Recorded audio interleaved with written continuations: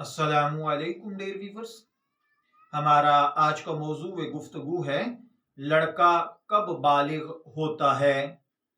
अगर किसी लड़के की उम्र 18 साल हो चुकी हो और उसे ये ना मालूम हो कि वो बालिग है या नाबालिग है, मतलब उसको किसी भी तरह पता ना चले कि वो जवान हो गया है या नहीं, ना उसको गंदे ख्वाब आते हों, ना उसको एहतलाम होता हो, ना अंजाल होता हो, तो क्या ऐसे 18 साल लड़के को बालिग कहा जाएगा या नहीं।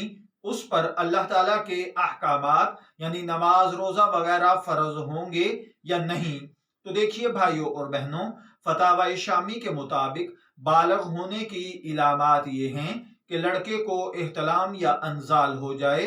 अगर उसमें बलागत की कोई इलामत ना पाई जाए, यानी अगर लड़के में बलोगत की कोई इलामत ना पाई जा रही हो, तो कमरी हिसाब से यानी चांद की तारीखों के हिसाब से अगर बच्चे की उम्र 15 साल हो चुकी है तो शरई तौर पर उसे बालिग तस्लीम कर लिया जाएगा। लिहाजा 15 साल की उम्र से ऐसा 18 साल बच्चा बालिग समझा जाएगा और उस पर 15 साल की उम्र में तमाम अल्लाह ताला के अहकामात नमाज रोजा वगैरह फर्ज समझे जाएंगे।